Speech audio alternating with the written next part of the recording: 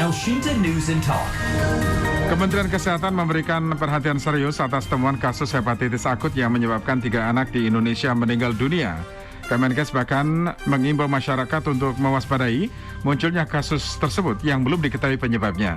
Sementara itu, Dunia Internasional telah lebih dulu mengamati kemunculan hepatitis akut ini yang muncul pasca pandemi COVID-19. Pejabat kesehatan Inggris bahkan meyakini lonjakan kasus hepatitis di antara anak-anak diduga terkait dengan virus COVID-19 karena sistem kekebalan mereka yang melemah akibat kurangnya paparan penyakit selama masa isolasi COVID-19. Bagaimana antisipasi yang terus dilakukan oleh pemerintah Indonesia? Kementerian Kesehatan dalam hari ini kami temui Direktur Pencegahan dan Pengendalian Penyakit Menular langsung Kementerian Kesehatan yang juga juru bicara Kementerian Kesehatan Dr. Siti Nadia Tarmizi. Elshinta News and Talk. Selamat pagi Bu Nadia.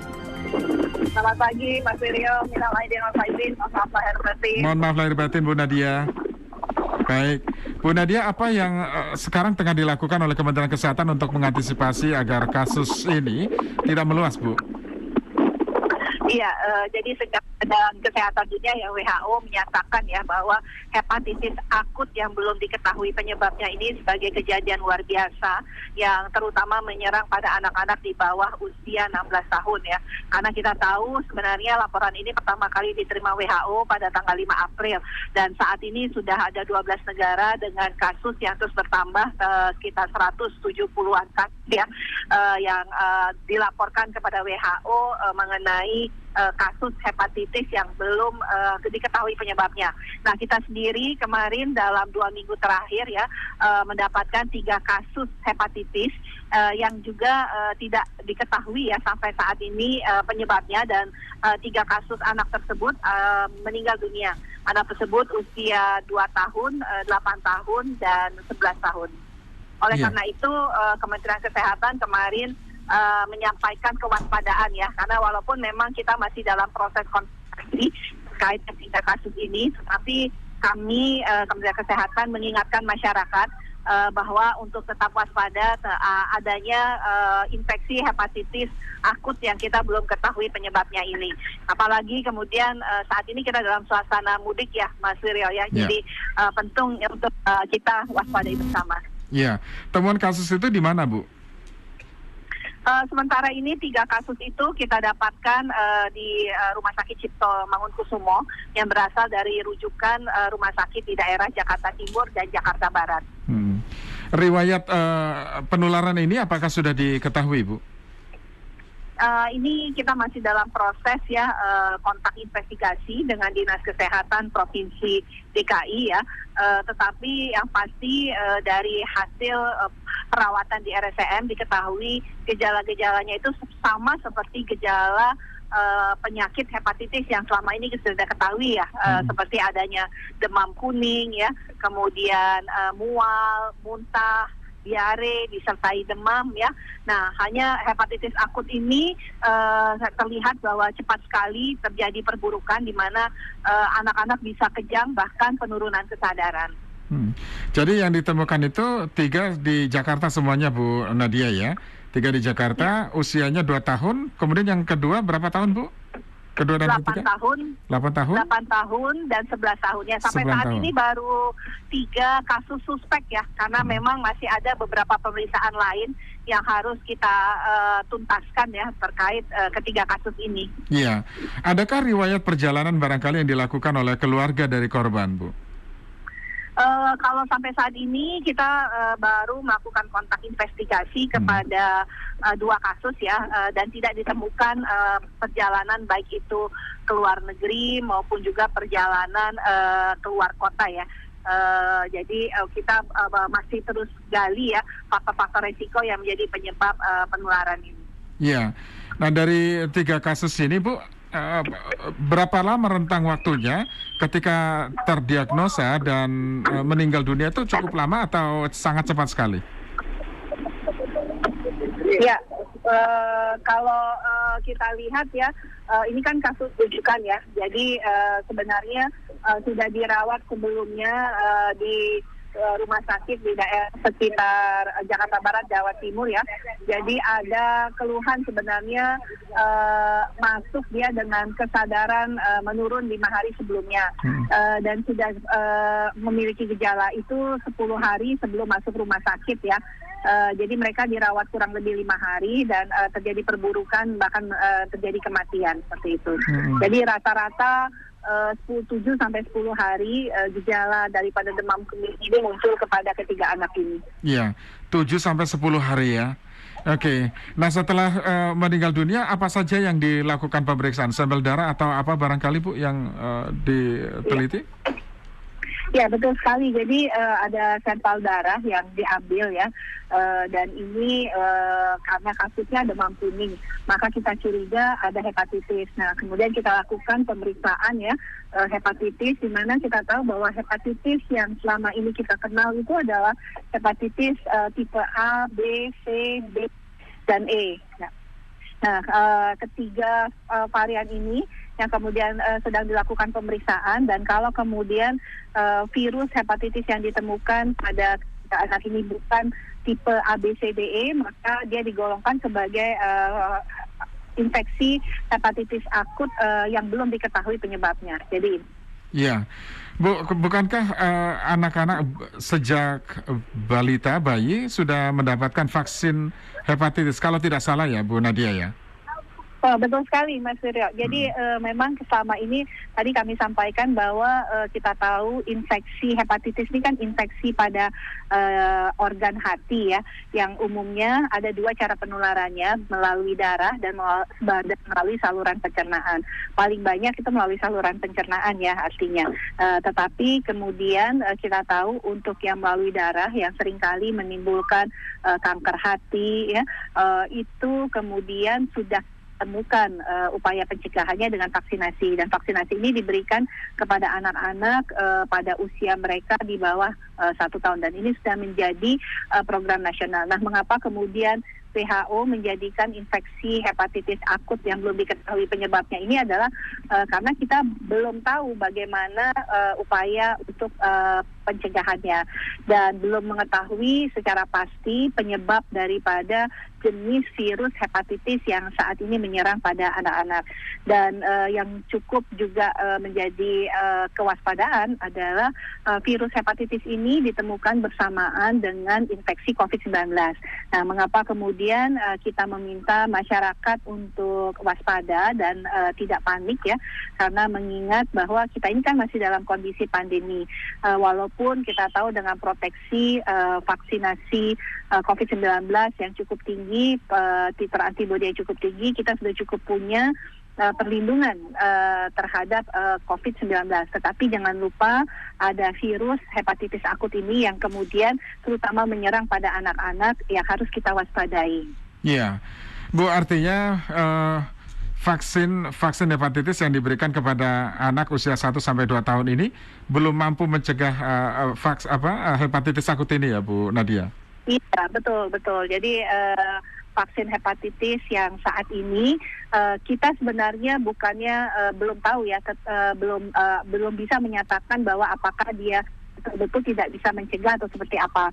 Tetapi artinya vaksin hepatitis yang selama ini kita gunakan adalah untuk memberikan proteksi kepada kita terhadap infeksi virus hepatitis tipe ABCDE. Nah, kan kita masih belum banyak tahu ya, Mas Wiryo ya, tentang infeksi hepatitis akut yang kita sendiri juga belum tahu penyebabnya ini, sehingga tentunya masih perlu dikaji lebih lanjut apakah vaksin yang ada saat ini bisa memberikan proteksi juga, ataukah seperti apa, ini yang kita belum ketahui banyak tentang hal ini. Tetapi artinya kembali lagi kita tetap harus waspada seperti itu. Iya, Ibu, ada pertanyaan dari Pak Indra. Apakah sudah dipastikan bahwa ketiga orang anak ini yang meninggal dunia karena terpapar hepatitis akut ini, Bu? Iya, pertama kalau kita lihat kasus ini, kalau kita melihat ya bahwa ada yang sudah mendapatkan vaksin hepatitis ya, tetapi ada juga yang belum mendapatkan, kalau kami lihat di sini belum mendapatkan vaksin hepatitis ya. Jadi kasus yang 8 tahun itu sudah mendapatkan vaksin hepatitis. Anak yang setahun 5 bulan ini belum mendapatkan vaksin hepatitis. Mungkin sejak pandemi COVID kan kita tahu cakupan imunisasi rutin kita turun ya. Nah, termasuk juga cakupan vaksinasi hepatitis, sehingga mungkin pasien kedua anak-anak laki-laki usia setahun 5 bulan ini belum mendapatkan vaksin hepatitis. Kemudian yang 10 tahun ini sudah mendapatkan vaksin. Ya. Baik. Dilakukan pemeriksaan COVID-19 ya, dan ketiga-tiganya negatif. Baik. Bu Nadia, kita sapa pendengar, ada Pak Dadi di Tangerang yang ingin bertanya langsung ya. Pak Dadi, silakan Pak Dadi. Pagi, Bung Wiryo. Pagi Pak Dadi. Ya. Minal aidin wal faidin, mohon lahir batin. Ya. Sama-sama Pak Dadi. Ini saya dengar dari Ibu Nadia ya. Cuman saya sebagai masyarakat mau menanyakan Bu. Pertama, hepatitis ini kok dibilang menyerangnya pada anak-anak di usia 16 tahun ke bawah. Terus kalau hanya menyerang 16 tahun ke bawah, apa mungkin enggak menyerang pada usia-usia yang lebih dari 16 tahun sampai usia tua pun, ya kan? Terus ada apa hubungannya dengan COVID, Bu? Ada hubungan dengan COVID tidak? Hepatitis akut atau biasanya kalau yang kita kenal dulu kan kuning tuh, gejalanya di mata kuning, di kuku kuning gitu ya. Nah, terjadi di daerah mana saja sih Bu itu? Yeah. Jadi infeksi pada hati biasanya yang dulu setahu saya ya, kalau kuning itu infeksi hati, terus akhirnya seperti itu. Rumah sakit sudah diisolasi. Kalau setahu saya sih zaman dulu kalau penyakit kuning itu kan di rumah sakit pun juga diisolasi di kamar tersendiri, Bu. Apakah itu efeknya bisa menular enggak sih ini yang sekarang diketahui ini? Itu aja pertanyaan saya. Terima kasih. Baik, terima kasih Pak Dadi di Tangerang. Langsung ditanggapi Bu Nadia. Iya, pertama mengenai penularan ya Pak Dadi, ini yang kami sedang melakukan kontak investigasi dengan ketiga keluarga pasien yang meninggal tersebut. Tetapi sampai saat ini tidak ditemukan riwayat anggota keluarga lain yang kemudian mengalami kondisi demam kuning. Jadi betul sekali yang Pak Dadi sampaikan bahwa mengapa dia disebut hepatitis akut yang belum diketahui penyebabnya, dikarenakan memang gejala yang muncul itu sama dengan seperti hepatitis yang selama ini kita kenal ya. Jadi ada kuning pada mata, telapak tangan, dan bahkan bisa sampai kulit berwarna kuning. Dan ini disertai tadi diare yang hebat ya, artinya diare yang berat, kemudian ada mual muntah yang cukup berat juga seperti itu. Jadi karena gejalanya mirip dan hampir bisa dikatakan sama ya, seperti hepatitis yang selama itu kita kenal, itulah mengapa dia disebut sebagai hepatitis akut. Yang kedua, apakah menular secara cepat atau menular kepada orang lain ataupun seperti apa penularannya? Yang ini kita juga masih pertama lakukan kontak investigasi, mencoba mencari faktor resikonya, karena dari 2 kasus itu tidak ditemukan anggota keluarga lain yang sebelumnya menderita sakit kuning ya, ataupun sesudah anak almarhum ini terkena sakit kuning, kemudian ada anggota keluarga lain yang memiliki gejala yang sama. Nah, yang tadi ketiga tentunya ini penting untuk menjadi kewaspadaan kita bersama. Mungkin itu ya Pak, jadi atau ada saya yang masih ketinggalan nih, Mas Suryo. Iya, oke. Bu, dari 3 orang anak ini yang meninggal dunia, riwayat sakit sebelumnya apakah sudah terdeteksi, Bu? Tidak ada gejala lain ya. Tadi rata-rata 7 sampai dengan 10 hari sebelumnya punya gejala-gejala diare ya. Kemudian 1-2 hari itu kuning, makanya kemudian dibawa ke rumah sakit ya. Dan kemudian memberat setelah perawatan kurang lebih 5 sampai dengan 8 hari di rumah sakit. Jadi waktu diare dan mual muntah itu orang tua belum membawa anak tersebut ke fasilitas pelayanan kesehatan. Oleh karena itu makanya menjadi kewaspadaan kita ya Mas Suryo, kita ingatkan masyarakat. Iya, Bu, apakah Kementerian Kesehatan juga memberikan protokol kesehatan ya, penanggulangan ya, protokol penanggulangan terhadap untuk mengantisipasi kasus serupa yang dilakukan di sejumlah rumah sakit?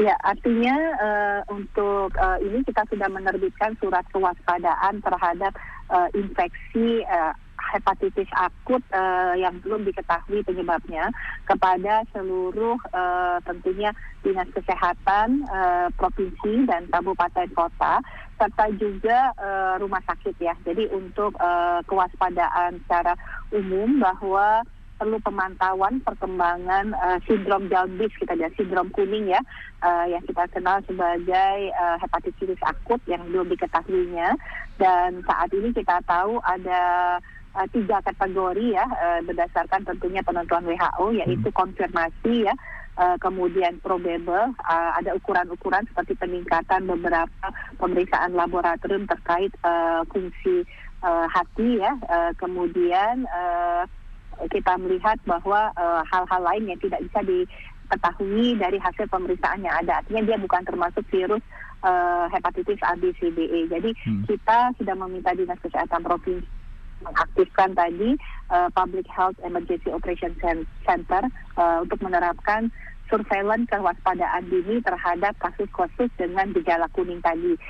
Kemudian tentunya kita berharap juga kantor kesehatan pelabuhan ya untuk memantau meningkatkan pengawasan terhadap penumpang, alat angkut dan juga lingkungan pelabuhan dan bandara terhadap kasus-kasus seperti ini.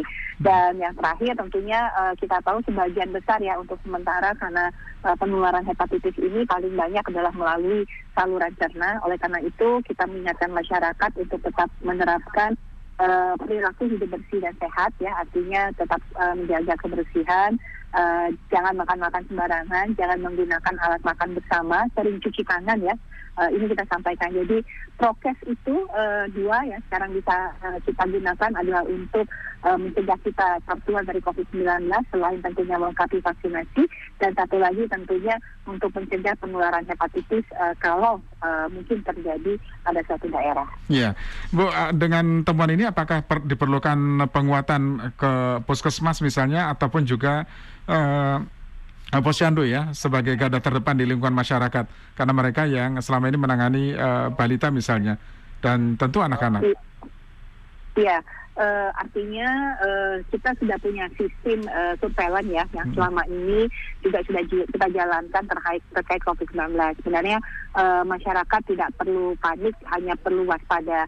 Kami perlu mengingatkan karena biasanya pada saat mudik kita kumpul keluarga besar, ada halal bihalal ya, kemudian ada makan bersama. Nah ini penting juga tadi itu sekali Mas Wiril sampaikan untuk kader Posyandu mengingatkan karena nanti terkait bagaimana pola memasak ya untuk mencegah terjadinya penularan, karena ini kan penularannya melalui saluran cerna. Jadi pastikan kalau kita makan bersama atau jadi ada halal bihalal itu makanan yang dikelola, walaupun kita tahu misalnya makanan itu dalam bentuk kotak ya, tidak makanan makan bersama atau prasmanan, tapi dalam pengelolaan makannya pastikan para pengelola makanan cuci tangan, mengelola makannya dengan masak yang betul-betul sudah dimasak. Karena ini yang penting juga mencuci seluruh bahan makanan tersebut dengan air yang bersih ya, mengupayakan alat makan dicuci juga dengan bersih sebelum digunakan. Jadi ini hal-hal yang bisa dilakukan oleh tingkat Satgas RT RW lurah ya, karena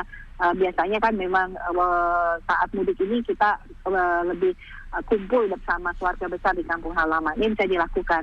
Sementara puskesmas akan standby. Kalau kita berharap juga bahwa kalau ada kasus ini, pertama kita mohon agar masyarakat segera datangi fasilitas pelayanan kesehatan. Yang kedua nanti puskesmas akan melakukan kontak investigasi di sekitar kasus tersebut. Ya, kesiapsiagaannya Bu, apakah sama ketika kita bersiap menghadapi pandemi COVID, Bu? Tidak selevel tinggi ya, karena kita WHO hanya menyatakan sebagai kejadian luar biasa, bukan pandemi. Di tingkat kita ini juga belum kasus hepatitis yang confirm ataupun probable ya, karena masih kecurigaan suspek ya, karena tadi masih ada pemeriksaan yang harus kita lengkapi. Tetapi artinya kita harus mewaspadai. Makanya kemudian Kementerian Kesehatan menghimbau masyarakat, apalagi karena mudik ini jumlah masyarakat yang bergerak berkumpul kan 85 juta. Jadi kita berusaha meminimalkan sebenarnya resiko-resiko yang bisa muncul. Seperti itu Mas Wiril. Oke, kita sapa pendengar dari Semarang, ada Pak Slamet KS. Pak Slamet, silakan Pak Slamet. Pak Slamet terputus, saya sambung pertanyaan dari Pak Sofyan di Bogor.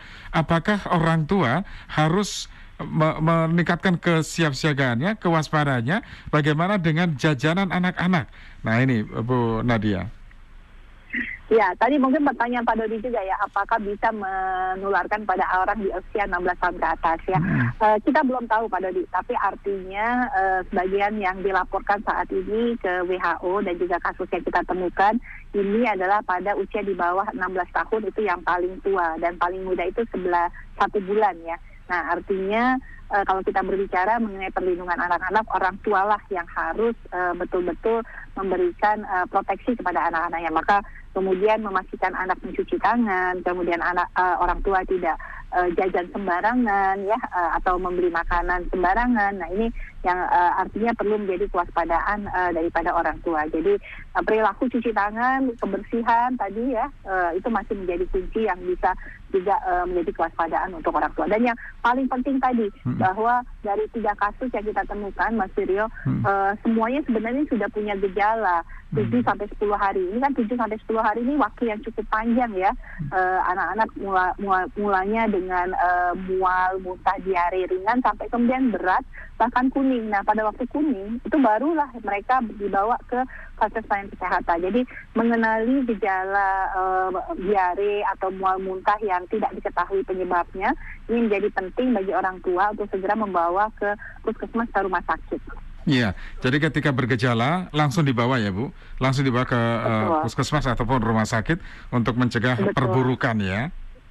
Ya, dan puskesmas akan bisa turun ke daerah sekitar kita untuk melakukan tadi ya, kontak investigasi supaya kita tahu ada faktor risiko seperti apa. Yang pasti masyarakat tidak perlu khawatir, hanya meningkatkan kewaspadaan. Kira-kira begitu ya Bu Nadia ya? Betul, tetap bisa mudik, tetap halal bihalal, tapi tetap protokol kesehatan dan tetap menjaga perilaku hidup bersih dan sehat. Baik, Bu Nadia terima kasih sudah bersama kami. Selamat pagi, selamat bertugas kembali Bu Nadia. Terima kasih Mas Suryo. Direktur Pencegahan dan Pengendalian Penyakit Menular Langsung Kementerian Kesehatan juga juru bicara Kementerian Kesehatan, Dr. Siti Nadia Tarmizi. Elshinta News and Talk.